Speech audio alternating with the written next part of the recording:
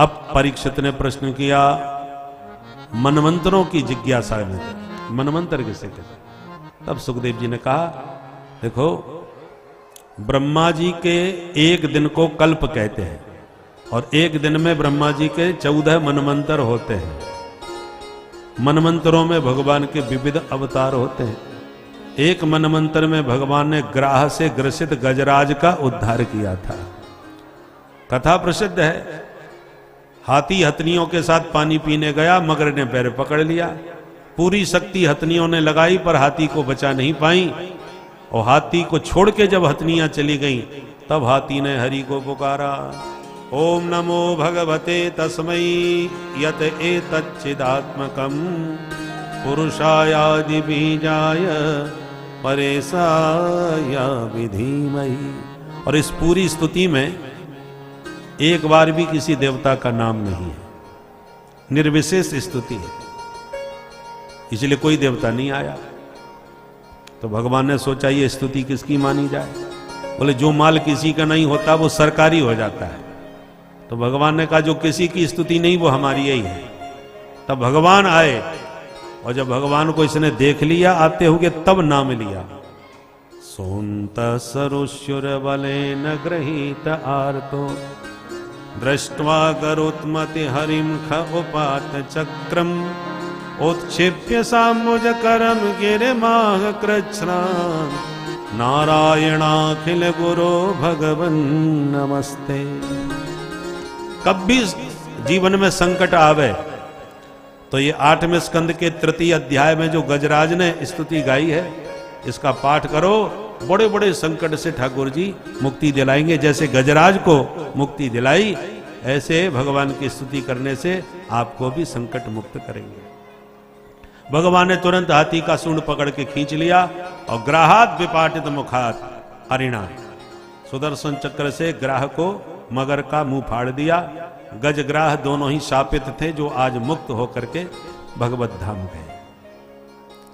एक मनमंत्र में भगवान ने सागर मंथन करा के देवताओं को दिव्य अमृतपान कराया और सागर मंथन में 3 अवतार भगवान ने लिए। देवता असुर दोनों ने मिलकर योजना बनाई कि हम सगे भाई हैं, एक बाप के बेटा, फिर भी आपस में लड़ते मरते रहते हैं, कितनी गलत बात है। तो क्या करें?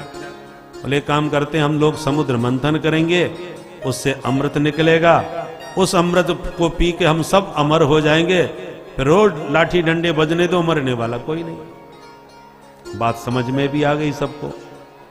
तो देवता असुर दोनों ने मिलकर के महागठबंधन बनाया और सबने मिलकर सागर मंथन का प्रयास प्रारंभ किया। मंदराचल पर्वत को रई बना लिया, बाष्पी नाग को रस्सी बनाया, पर पर्वत को उठा के जैसे ही पटका वो डूबता ही चला गया। तब पुकारने लगे, हे प्रभु ये तो पूरा पहाड़ डूब जाएगा, तो मंथन कैसे हो पाएगा? हमारा तो गठबंधन सब बेकार हो जाएगा। तब भगवान ने विशाल कछुए का रूप बना के पर्वत को पीठ पर उठा दिया। कृत्वा बपुः काच्छपम् अद्भुतं महत् प्रविश्यतोऽयं गिरिमुज्जहार। बोल कच्छप भगवान की जय। अब एक तरफ दैत्यों ने अहंकार में मुंह पकड़ लिया और देवताओं ने पूंछ पकड़ी। मंथन हुआ तो कालकूट जहर उत्पन्न हो गया। सबने आर्त होकर के महादेव को पुकारा तो महादेव ने सबका संकट दूर करने के लिए सारा विष राम नाम के प्रभाव से कंठ में स्थापित कर लिया और महादेव नीलकंठ कहलाए। बोल नीलकंठ महादेव की जय। पुनः मंथन हुआ तो हविर्धानी ततो भवत। कामधेनु गाय निकली जो ऋषियों को दान कर दी। फिर उच्चैसरवा घोड़ा निकला तो बलि ने लिया। ऐरावत हाथी निकला इंद्र ने लिया। कौस्तुभ मणि निकली तो भगवान ने कंठ में धारण करी। पारिजात वृक्ष और ब्रह्मादिक अप्सराएं निकली तो उन्हें स्वर्ग में भेज दिया। और अब की बार साक्षात महालक्ष्मी मूर्तिमती होके प्रकट हो गई तो सब ललचाने लगे। भगवान बोले सब लाइन लगा के बैठ जाओ, ये जैसे चाहे माला पहनाए। लक्ष्मी जी ने सभी में कोई ना कोई दोष निकाला और अंत में नारायण के कंठ में वरमाला पहना दी। वो लक्ष्मी नारायण भगवान की जय। लक्ष्मी नारायण की हो गई। पुनः मंथन प्रारंभ हुआ तो वारुणी प्रकट हुई जो असुरों ने ली। अब की बार मंथन करते ही भगवान धन्वंतरी अमृत कलश लेकर के प्रकट हो गए। जो अमृत कलश देखा तो छीन करके दैत्य सारे अमृत को लेके भाग गए। देवता बेचारे खड़े खड़े रोते रह गए। भगवान बोले देखो चमत्कार, मोहिनी देवी का रूप धारण करके स्त्री बन करके भगवान ऐसी मीठी मीठी बातें बनाए दैत्यों से कि सारे दैत्य दीवाने हो गए। और कहा देवी जी लगता है विधाता ने तुम्हें हमारे लिए ही भेजा है, क्योंकि हम भाइयों में झगड़ा मचा था कि कौन पहले पिए, अहम पूर्वम अहम पूर्वम। लगता है तुम यदि अपने हाथों से बांट दोगी तो झगड़ा खत्म और अमृत पीने में आनंद आ जाएगा। भगवान बोले बैठो लाइन लगा के, पर इसमें गाढ़ा गाढ़ा नीचे ऊपर ऊपर पानी में कैसे बांटू बताओ। तब दैत्यों को मन में आया कि जो पहले पिएगा उसको ऊपर का पानी पानी मिलेगा और बाद में ठहर के मिलेगा तो गाढ़ा गाढ़ा प्योर माल मिलेगा। तो झगड़ा ही खत्म हो गया कि मैं पहले। इतने में देवता पहुंच गए। ये कौन? बोले हमारे सौतेले भाई हिस्सा मांगने आए। भगवान बोले तुम कहो तो ऊपर का पानी पानी दो दो बूंद इनको ना पिला दो, खुश हो जाएंगे बेचारे, इन भुक्कड़ों की नजर नहीं लगेगी फिर तुम्हें, और प्योर माल बाद में तुम्हें मिलेगा। दैत्य बोले बिल्कुल ठीक कह रही हो देवी, जो तुम्हें अच्छा लगे सो करो, हमें तुम पर भरोसा है। फिर तो एक लाइन में दैत्य एक लाइन में देवता बैठ गए। भगवान देवताओं को पिलाते गए और दैत्यों को देख के मुस्कुराते गए। दैत्य भगवान की मुस्कान पर ही लट्टू बने रहे, देवता उधर अमृत पीते रहे। स्वरभानु नाम का दैत्य होशियार, उसे शंका हो गई दाल में कुछ काला है। तुरंत देवता बन करके सूर्य चंद्रमा के बीच में घुस के बैठ गया और जैसे ही प्रभु ने इसे अमृत पिलाया, सूर्य चंद्र ने इशारा कर दिया महाराज डुप्लीकेट है। भगवान ने पट्ट से उसकी गर्दन उड़ा दी, तब तक गट्ट से पी गया, मरा नहीं, दो हिस्सों में बदल गया। राहु और केतु के नाम से वो कहलाया और भगवान अमृत के साथ अंतर्धान। बोल मोहिनी भगवान की जय। अब दैत्यों को होश आया, ए भैया वो देवी जी किधर गई? दूसरा बोला देवी जी को जाने दे, वो अमृत किधर गया? अब ना देवी का पता ना अमृत का। आगे सामने देखा तो देवता डकार लेके पेट पर हाथ घुमा रहे हैं मुस्कुरा के। अब दैत्यों का माथा गर्म हुआ, भाई लगता है अपने साथ बहुत बड़ा धोखा हुआ है। दूसरा बोला पता लगाओ धोखेबाज कौन थी। तीसरा बोला मैं समझ गया, वो थी नहीं था। मैं गारंटी से कह सकता हूं वो छलिया विष्णु ही था, जो छोरी बन के छमछम करके हम सबको चूना लगा के चला गया। अब क्रोध में भरे दैत्यों ने हमला कर दिया देवताओं पर और तत्र देवासुरो नाम रण परम दारुण। बड़ा भयंकर दारुण युद्ध हुआ। इतिहास का पहला महासंग्राम देवासुर संग्राम कहलाया। सारे दैत्य मारे गए, देवता विजयी हुए, स्वर्ग सिंहासन पर बैठ गए। पर मरे हुए दैत्यों को शुक्राचार्य जी ने मृत संजीवनी विद्या के बल से जिंदा कर लिया। दैत्यों ने चरण पकड़ के कहा गुरुजी बचा लिया आपने, पर बदला जरूर लेंगे इन देवताओं से। तब शुक्राचार्य जी बोले एक काम कर लो, बाकी मैं संभाल लूंगा। क्या? बोले ब्राह्मणों को अपने पक्ष में ले लो, कैसे भी ब्राह्मणों का आशीर्वाद मिल गया तो गारंटी हमारी है, कुर्सी तुम्हारी होगी। अच्छा फिर क्या था महाराज, ब्राह्मणों को खुश करने में कितनी देर, खीर मालपुआ रबड़ी चकाचक घुटवाए दो, बढ़िया सा लिफाफा पकड़ाए दो, फिर देखो शरीर वर्चस्वम आयुष्यम आरोग्यम विधात गर्जना के साथ आशीर्वाद बरसने लगता है ब्राह्मणों का। ब्राह्मणों को इतना खुश कर दिया दैत्यों ने कि ब्राह्मणों ने आशीर्वाद में एक अमोघ रथ बना करके बलि को भेंट किया। दैत्यों के राजा बोले राजन हमारा ब्राह्मणों का आशीर्वाद का कवच है इस रथ में, किसी से भी तुम लड़ने जाओ इस रथ में बैठ के कभी हारोगे नहीं, ये हमारा आशीर्वाद। अच्छा बलि रथ में बैठा और सीधा हमला स्वर्ग पर। स्वर्ग के देवताओं के जो गुरु हैं वे हैं बृहस्पति। बृहस्पति जी ने कहा सुनो भाई देवताओं, इस समय दैत्यों के पक्ष में ब्राह्मणों के आशीर्वाद का कवच है, इसलिए संसार में इन्हें कोई हरा नहीं सकता। आज तुम्हारी भागने में ही भलाई है। तब जब गुरुजी ने कहा तो मैदान छोड़ के देवता भाग गए और स्वर्ग सिंहासन को दैत्यों ने छीन लिया और राजा बलि बैठ गए सिंहासन पर। शुक्राचार्य जी बोले कुर्सी तो मिल गई पर बहुमत भी सिद्ध करना पड़ेगा राजन, कैसे? बोले 100 यज्ञ करने के बाद ही इस पद पर कोई परमानेंट बैठ सकता है। तो गुरुजी यज्ञ करवाओ। तो शुक्राचार्य जी के आचार्यत्व में यज्ञ होने लगे। उधर देवताओं की माता अदिति दुखी होने लगी, मेरे बच्चे भटक रहे हैं, मैं क्या करूं? कश्यप जी ने कहा पयोव्रत करो फाल्गुन शुक्ल में। मां अदिति ने पयोव्रत किया। भगवान ने प्रकट होकर दर्शन दिया और कहा, मां मैं स्वयं तुम्हारा पुत्र बन के आ रहा हूं। अदिति के गर्भ में हरि आए और भादों के शुक्ल पक्ष की द्वादशी में भगवान बटुक वामन बन के प्रकट हो गए। बोल वामन भगवान की तम बटुम वामनम दृष्ट्वा मोदमाना महर्षय।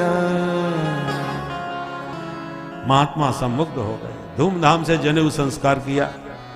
वामन भगवान को आकाश ने छाता भेंट किया, पृथ्वी ने पादुका भेंट करी, पार्वती मां ने भिक्षा प्रदान करी।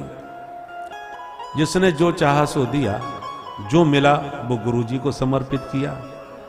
गुरुदेव बोले, बटुक जी, वामन जी, ये इतनी भिक्षा से काम नहीं चलेगा, तो हमें राजा बलि से त्रैलोक्य की संपदा भिक्षा में मांग के लाओ। जो आ गया गुरुदेव, वामन भगवान चल दिए। बलि के द्वार पर पहुंचे तो बलि ने स्वागत किया। स्वागतम ते नमस्तुभ्यं ब्रह्मन किम करवामते।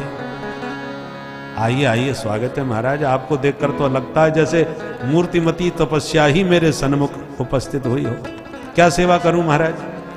भगवान बोले, हम संतोषी ब्राह्मण हैं, आज तक कभी किसी से कुछ मांगा नहीं, पर तुम्हारा नाम बहुत विख्यात है, इसलिए मिलने चले आए।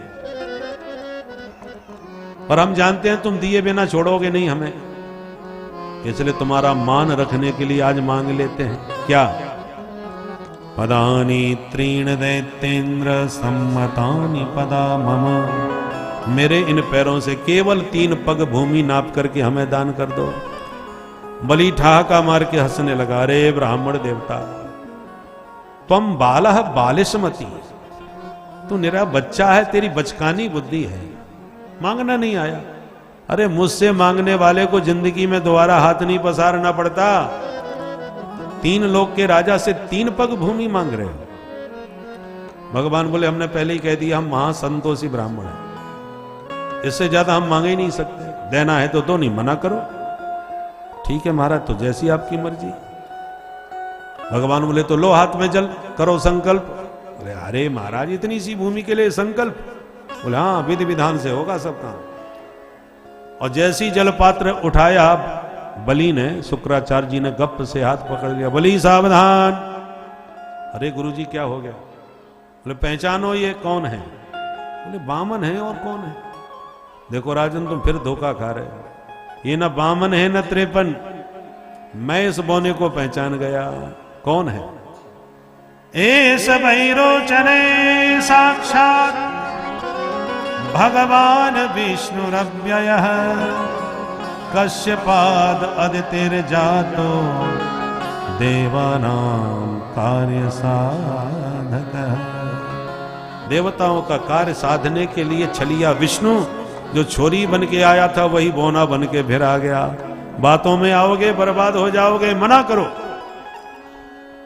अब बलि ने कहा, गुरुजी मैं तो हां कर चुका। बोले, तो अभी क्या बिगड़ गया, मना कर दो। अरे गुरुजी, हां करके ना करना मैंने कभी नहीं सीखा। मूर्ख, सत्यवादी बना रहा तो बर्बाद हो जाएगा।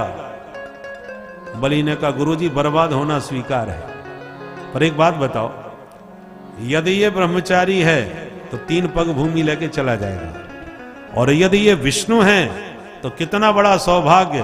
दाता एक राम, भिखारी सारी दुनिया, सारा संसार जिससे हाथ पसारता है वो जगदीश्वर मेरे सामने हाथ पसार रहा है। मैं अपना हाथ पीछे नहीं हटाने वाला।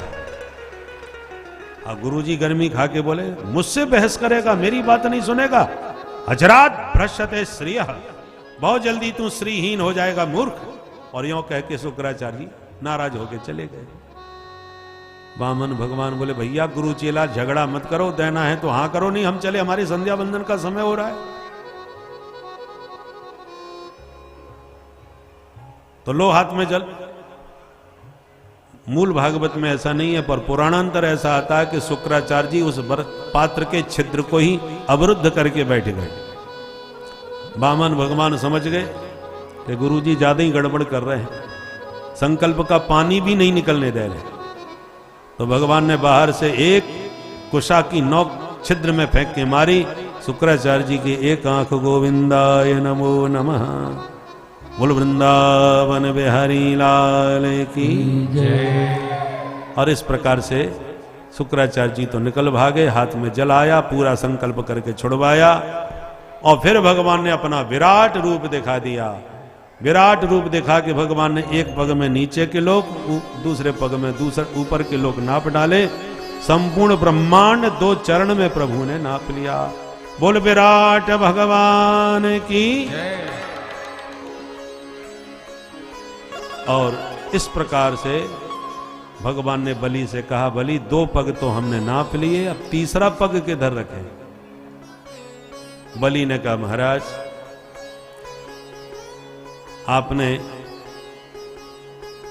धन पूरा ले लिया, पर धनवान में अभी अलग खड़ा हूं, तो तीसरा पग मेरे माथे पर रखकर मुझ धनवान को भी स्वीकार कर लीजिए। और पदम तृतीयम कुरु शीष्ण में निजम। भगवान ने प्रसन्न होकर के चरणारविंद बलि के माथे पर धर दिया और कहा, बलि तुम जैसा कोई दानी नहीं, जो अपने जीवन का ही दान कर दे उसी का नाम है बलिदान। बलि ने केवल धन का दान नहीं किया, अपने आप को दान कर दिया। और जब अपने आप को भी दान कर दिया भगवान को, तो बलिदान प्रसिद्ध हो गया। बलि जैसा दान संसार में प्रसिद्ध हो गया, बलिदान। भगवान बोले, मांगो बलि, क्या चाहते हो। बलि ने कहा, बड़े प्यारे लग रहे हो सरकार, यही चाहता हूं कि जीवन आपको यूं ही निहारता रहूं। भगवान बोले, तो सुनो, आगामी मनमंत्र के तुम ही इंद्र बनोगे, और जब तक इंद्रासन नहीं मिला तब तक तुम सुतल लोक के राजा बन के राज करोगे। दरवाजे के द्वारपाल बन के हम खड़े रहेंगे भैया, सो 24 घंटे हमारे दर्शन तुम्हें प्राप्त होते रहेंगे। सदा सन्निहितम वीर तत्र माम द्रक्ष्यते भवान। हमेशा तुम्हें मेरे दर्शन मिलेंगे। अब बलि तो गदगद हो गया और भगवान को साथ में लेकर के सुतल में प्रविष्ट हो गया। बोल वामन भगवान की जय। तो इस प्रकार से विविध मनमंत्रों में हमारे प्रभु का प्राकट्य होता है, अवतार होता है। एक बार मत्स्यावतार धारण करके भगवान ने सत्यव्रत नाम के मनु की भी प्रलय पर्यंत रक्षा करी। सत्यव्रत मनु की भगवान ने मत्स्य रूप में अवतार लेकर के रक्षा करी। हमारे बीच में हमारे देवव्रत जी बहुत अच्छे कथा रसिक हैं, कथावाचक हैं। और एक भैया और सत्यम नाम है सत्यम जी, हाँ, बहुत ये आप ही के क्षेत्र के प्रवक्ता हैं और बहुत अच्छा इन्होंने नाम आपके प्रतापगढ़ का गौरव भी बढ़ाया है। देवव्रत जी, सत्यम जी,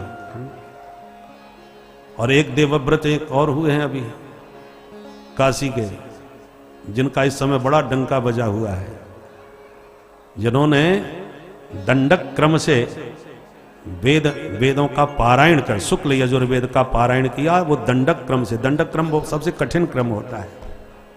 और 50 दिन तक 4 घंटे प्रतिदिन लगातार पाठ करके सुनाया काशी के विद्वानों को, सबकी आंखें फटी रह गई। प्रतिदिन 4 घंटे का पारायण और 50 दिन तक लगातार किया, और वो भी कंठस्थ, बिना ग्रंथ खोले, बिना पुस्तक देखे। सोचिए मेधा शक्ति क्या अद्भुत रही होगी, है?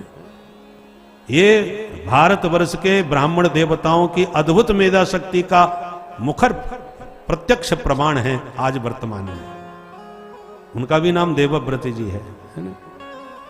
तो हमको अपनी भारतीय संस्कृति के प्रति गौरव रखना चाहिए, जो धीरे धीरे विलुप्त हो रहा था। हम लोग अपनी संस्कृति के प्रति उपेक्षा का भाव रखने लगे थे, अब धीरे धीरे उस भाव में परिवर्तन आ रहा है।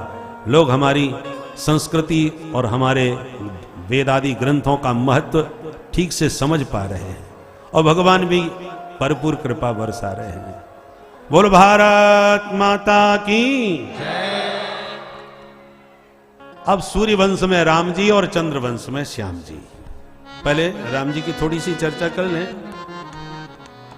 हरे राम राम राम सीता राम राम राम, हरे राम राम राम सीता राम राम राम, हरे राम राम राम सीता राम राम राम, हरे राम राम राम सीता राम राम राम, हरे राम राम राम सीता राम राम राम, हरे राम राम राम सीता राम राम राम, हरे राम राम राम सीता राम राम राम, हरे राम राम राम सीता राम राम राम, हरे राम राम राम सीता राम राम, हरे राम राम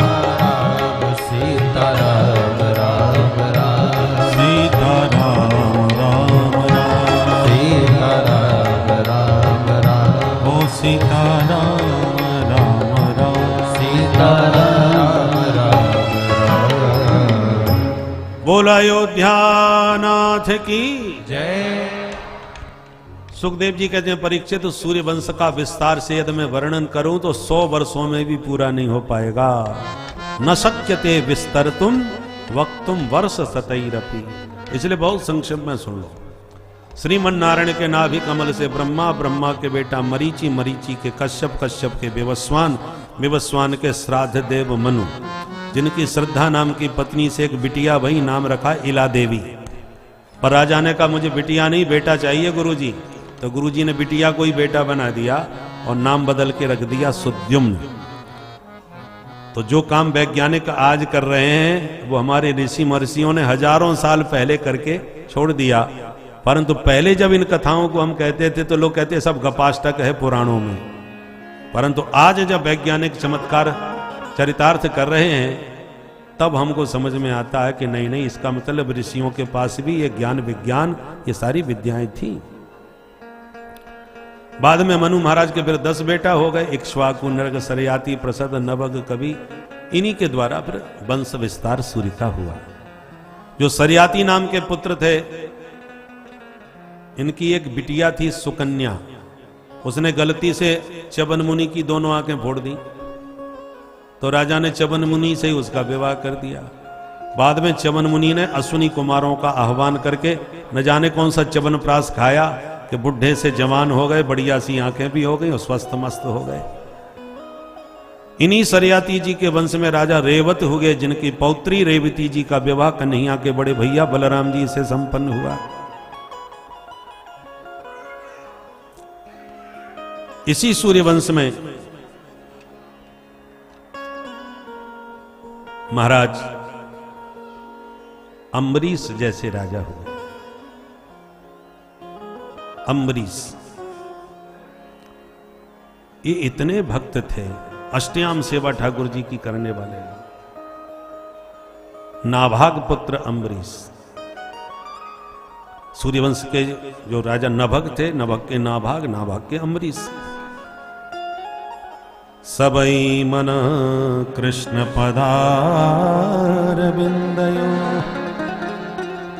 निरंतर जिनका मन भगवान के चरण कमलों में लगा रहता है। बचांस वैकुंठ गुणानुवर्णने, वाणी जिनकी केवल गोविंद के गुणानुवाद गाती रहती है, हरिनाम कीर्तन में ही लगी रहती है। ओ करऊ हरे मंदिर मार्जनादिषु, सम्राट होकर के, राजा होकर के भी मंदिर में झाड़ू पोंछा अपने हाथ से करते हैं, सेवकों की सहायता नहीं लेते हैं। केवल ठाकुर जी की सेवा नहीं करते, झाड़ू पोंछा भी खुद लगाते हैं। मंदिर मार्जनादिषु, मार्जन करते हैं। और श्रुतिम चकाराच्युत सदकथोदय, कान से केवल हरि कथा अमृत पान करते हैं। ऐसे परम भक्त अम्बरीश। इनका विरोध किया दुर्वासा जी ने। कारण ये पड़ गया कि एकादशी का दिन था और राजा ने निर्जला व्रत रखा, पानी तक नहीं पिया। और दूसरे दिन द्वादशी में पारण करने जा रहे थे, इतने में दुर्वासा जी आ गए। आइए महाराज प्रसाद पाइए। बोले हाँ पाएंगे, परंतु जरा संध्या वंदन करके आते हैं मध्याह्न का। और चले गए जमुना तट पर। अब तिथि क्षय थी तो क्या करें, ब्राह्मणों से परामर्श करके राजा ने भगवान का चरणामृत पी करके पारण कर लिया। और जब महात्मा को पता चला कि राजा ने पारण कर लिया, मुझे भोजन पवाए बिना कर लिया, वह लाल पीले हो गए। नागपई गुस्सा है महाराज, शंकर के अवतार ठहरे दुर्वासा जी। एकदम क्रोध में भर के बोले, यो माम अतिथि मायातम आतिथ्येन निमंत्र च अदत्वा भुक्तवांस्तस्य सद्यस्य दर्शये फलम। मेरे जैसे ब्राह्मण को निमंत्रण करके बिना भोजन कराए पारण कर लिया, उसका फल अभी चखाता हूं। जटा उखाड़ के पटक दिया, कृत्या पैदा हुई, खाने को दौड़ी। भगवान का दिव्य सुदर्शन प्रकट हो गया, एक झटके में कृत्या को भस्म किया और दुर्वासा मुनि के पीछे पड़ गया। जो सुदर्शन का दर्शन किया बाबा वहां से भागे, आगे दुर्वासा पीछे सुदर्शन। ब्रह्मा जी के पास गए, विधाता रक्षा करो। किससे? बोले ये सुदर्शन चक्र से। ब्रह्मा जी बोले जल्दी यहां से भागो, नहीं तो कहीं मैं भी लपेटे में ना आ जाऊं। भगा दिए। फिर अपने शंकर बाबा के पास गए, भोलेनाथ मैं तो आपका ही अंश हूं, आप मुझे बचाओ इस सुदर्शन से। तो भोले बाबा ने भी हाथ जोड़ लिए, भैया अपने बस की बात नहीं है, जिसका सुदर्शन है उसी के दर्शन करो और उन्हीं से प्रार्थना करो। तब वहां से भागे, भगवान नारायण के चरणों में आके गिरे, प्रभु नमो ब्रह्मण्य देवाय, आप तो ब्राह्मणों के बड़े भक्त हो, ये ब्राह्मण संकट में है, मेरी रक्षा करो। ये सुदर्शन आपका ही है और मुझे मारना चाहता है। भगवान बोले क्षमा करो ब्राह्मण देवता, ये सुदर्शन मेरा नहीं है, मेरे भक्त का हो चुका है। मैंने भक्ति की रक्षा में इसको नियुक्त किया है और मैं सर्वथा भक्तों के अधीन रहता हूं। अहम भक्त पराधीनो यस्वतंत्र इव द्विज साधु विरग्रस्त हृदयो भक्तैर भक्त जनप्रिय। साधवो हृदयं मह्यं साधूनां हृदयं त्वहं मदन्यत्ते न जानन्ति नाहं तेभ्यो मनागपि। भगवान कहते हैं भक्त मेरे हृदय में रहते हैं, मैं भक्तों के हृदय में रहता हूं। वो मेरे अलावा किसी को नहीं जानते तो मैं भी उनके अलावा किसी को नहीं जानता। उन्होंने मुझे बस में कर लिया, मैं सर्वथा उनके अधीन हूं। प्रभु आप इनके बस में हो कैसे गए? भगवान बोले बस ऐसी समझो, जैसे कन्या का विवाह होता है तो एक अपरिचित घर में बहू बन के आती है और मन में डरी डरी रहती है, न जाने पति का स्वभाव कैसा होगा, परिवार सास ससुर देवर जेठ कैसे मिलेंगे। डरी सहमी सी अकेली आती है, पर धीरे धीरे सबका स्वभाव जान के पति की सेवा करके, पति परायणा हो करके पातिव्रत का पालन करती हुई और पूरे परिवार का हृदय जीत करके एक दिन उसी घर की मालकिन बन के बैठ जाती है। और फिर एक दिन वो आता है कि पतिदेव घर में डरे डरे से घुसते हैं कि आज बहुत लेट हो गया, न जाना कितना सुनाएगी आज हमको। जो एक दिन डरी डरी सी आई थी, आज वो सबको डरा करके घर की मालकिन बन के बैठी है। यह है समर्पण की शक्ति। ऐसी इन भक्तों ने मुझे अपना आत्मसमर्पण कर दिए। तुमेव सर्वम मम देव देव, जो मुझे अपना सर्वस्व मान के समर्पित हो गए, तो मुझ जगतपति को अपने बस में कर लिया। और मुझ जगतपति से दुनिया डरती है, पर मैं इन भक्तों से डरता हूं। नाना भांति नचायो भक्तन ने मोको, मैं सारी सृष्टि को नचा रहा हूं, ये हमको नचा रहे हैं। बसी कुर्वन्ति माम भक्त्या सत्श्रिय सत्पतिम यथा, जैसे सती साध्वी नारी पातिव्रत और समर्पण के बल पर पतिम बसी कुर्वन्ति, पति को और परिवार को वश में कर लेती है, ऐसे इन भक्तों ने मुझे वश में कर लिया। तुम यदि अपना कल्याण चाहो तो उसी भक्ति की शरण में जाओ। तब बेचारे भागे भागे दुर्वासा जी वापस लौट के आए, अम्बरीश के चरणों में गिरे अम्बरीश ने तुरंत उठा के हृदय से लगा लिया, महाराज उल्टी गंगा मत बहाओ। दुर्वासा जी बोले और बातें फुर्सत में करेंगे, पहले सुदर्शन को शांत करो, 1 वर्ष से मेरा पीछा कर रहा है। तब सुदर्शन चक्र को सौगंध दी श्री अम्बरीश महाराज ने, यदि नो भगवान प्रीतः एकः सर्वगुणाश्रय सर्वभूतात्म भावेन दुजो भवतु विज्वरः। हे सुदर्शन, मैंने सच्चा प्रेम अपने प्रभु से किया है, निश्चल निष्कपट, तो उस प्रेम की तुम्हें शपथ है कि तुम शांत हो जाओ, इस ब्राह्मण को अपने ताप से मुक्त करो। सौगंध सुन करके सुदर्शन शांत हो गए। दुर्वासा जी कान पकड़ के बोले, अहो अनंत दासानां महत्वम दृष्टमद्य में। हे प्रभु, आपके दासों का महत्व आज मैंने प्रत्यक्ष देख लिया। बोल भक्त वत्सल भगवान की जय। ऐसे थे महाराज अम्बरीश। इन्हीं अम्बरीश के वंश में राजा युवनासु हो गए, युवनासु के मानधाता हो गए, मानधाता की 50 बेटियां सौभरी मुनि को ब्याही, और इसी वंश में आगे चल के सत्यव्रत हो गए, हरिश्चंद्र हो गए, हरिश्चंद्र के रोहित, रोहित के बाहुक, बाहुक के सगर, सगर की 2 रानियां सुमति और केसनी, एक के 60,000 बच्चे हो गए, दूसरी का इकलौता। पर उन 60,000 बच्चों ने कपिल भगवान का अपमान किया, उल्टा सीधा भगवान कपिल के बारे में बोल दिया, एस बाजी हरस चोरा आस्ते मिली तिलोचना। हमारा घोड़ा चुरा करके पाखंडी बाबा आंख बंद करके बैठा है। तो महात्मा कपिल भगवान की दृष्टि खुल गई और सबके सब जल करके राख का ढेर हो गए। तब दूसरी रानी का बेटा असमंजस, असमंजस के अंशुमान, अंशुमान के दिलीप, दिलीप के हो गए भगीरथ।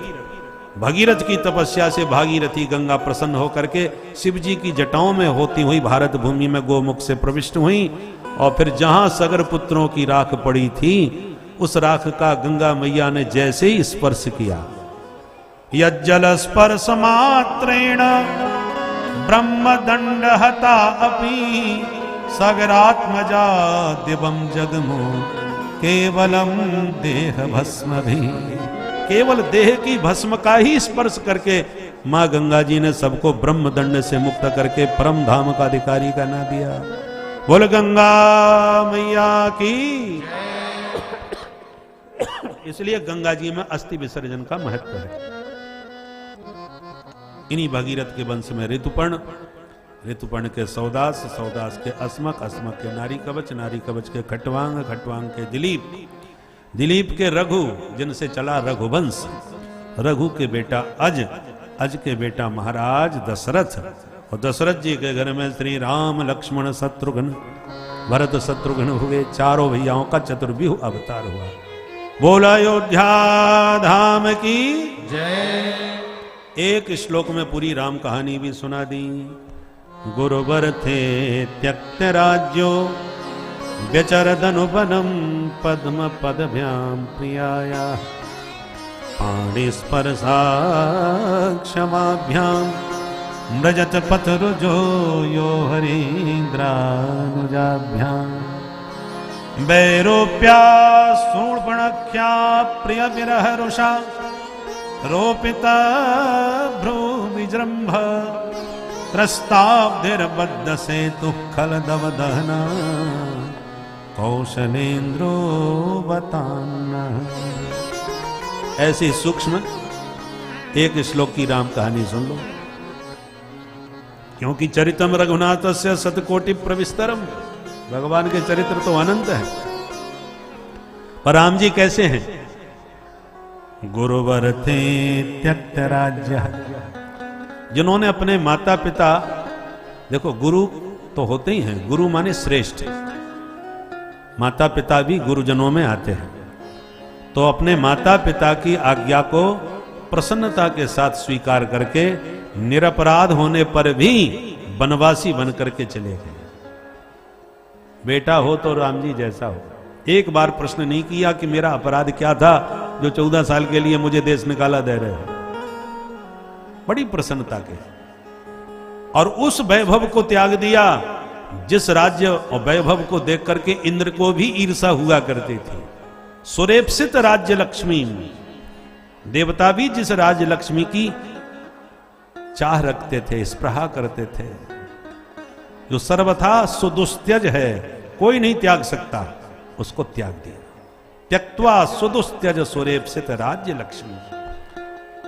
क्यों त्याग दिया? बोले घर धर्मिष्ठ, क्योंकि रामो विग्रहवान धर्म, राम जी धर्मनिष्ठ हैं, धर्म के मूर्तिमंत विग्रह हैं, इसलिए धर्माचरण करते हुए समाज को ये शिक्षा देने के लिए कि पुत्र धर्म क्या होता है, पुत्र को कैसा होना चाहिए, ये बताने के लिए गुरुवर थे त्यक्त राज्य, सब कुछ त्याग करके चले गए। अकेले नहीं गए, गुरुवर थे त्यक्त राज्यो व्यचर धनुवनम पद्म पदभ्याम प्रियाया। अपनी प्राण प्रिया जानकी जी को और अनुज लक्ष्मण जी को भी साथ में लेकर के जो वन वन विचरण किए 14 वर्ष, जबकि किशोरी जी कितनी कोमलांगी हैं। जब माता कौशल्या जी को पता चला कि मेरी कुलवधू जानकी अत्यंत कोमलांगी हैं, तो पता लगते ही माता कौशल्या जी ने अपने आंगन में पुष्प नहीं, पुष्प की पंखुड़ियां भी नहीं, पुष्प के पराग का सिंचन करा दिया, पुष्प पराग पूरे आंगन में। और किशोरी जी का डोला जैसे ही आंगन में पहुंचा और कदम धरती पर रखा, डोले से उतर करके जानकी जी ने, तो कदम रखते ही चौंक गई। मां दौड़ के आगे, बेटा क्या हुआ, कोई कष्ट? बोले नहीं मां कोई बात नहीं। बोले नहीं कोई बात तो जरूर है, आज से मैं तुम्हारी मां हूं, मुझसे कुछ छुपाना मत, सच बताओ क्या बात हुई। तब किशोरी जी ने अत्यंत लजाते सकुचाते हुए कहा, मां आपने ये जो पराग सिंचन कराया है, ये पराग मेरे चरणों में गड़ रहा है, चुभ रहा है। अब जरा सोचिए, जिन किशोरी जी के चरण कमलों में पराग भी चुभता हो, वे चरण कमल कितने कोमल होंगे। और जब चरण कमल इतने कोमल हैं तो कर कमल कितने कोमल होंगे। और उन कोमल कर कमलों से जब प्रभु के चरणों का स्पर्श भी कर देती हैं तो राम जी चौंक पड़ते हैं, अरे जानकी जरा धीरे धीरे करो, धीरे धीरे।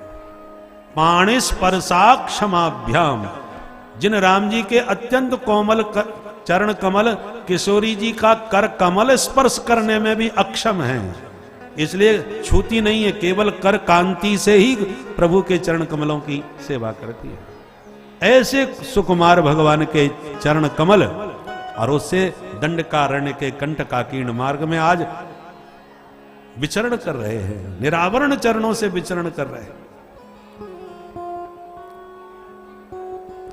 चित्रकूट में वास किया, मनाने के लिए भरत जी आए तो पादुका दे करके समझा के लौटाए। फिर पंचवटी पे जाकर के कुटिया बनाई, सूपनखा आई, उसे नकटी करके भगाई। उसने खरदूषण को भेजा, उसे परलोक पहुंचाई दिया। तो दशानन साधु बन के आया और किशोरी जी का हरण करके ले गया। राम जी के मन में एक ही पीड़ा हुई कि जानकी ने जीवन में पहली बार मुंह खोल के कुछ मांगा और मैं उसकी मांग पूरी नहीं कर पाया। सोने का मृग मांगा था पर नहीं दे पाया, क्योंकि जो मांगा था वो डुप्लीकेट सोना निकला। वो असली सोने का मृग कहां से खोजूं? तो खोजते खोजते अचानक असली मृग भी मिल गया सोने का। कौन सा? बोले अतुलित बलधामम स्वर्ण शैलावदेहम। अनंत बलवंत हनुमंत लाल जी से भेंट हुई, भगवान प्रसन्न हो गए। ये खरा सोने का मृग है। बानरों को भी मृग कहा जाता है, अंतर सिर्फ इतना है कि ये शाखा मृग के नाम से जाने जाते हैं। शाखा मृग के बड़ मनुसाई, शाखा ते शाखा पर जाई। तो मुझे शाखा मृग सोने का मिल गया और ये जानकी जी के उपयुक्त है, इसको अपने घर ले जाया जा सकता है।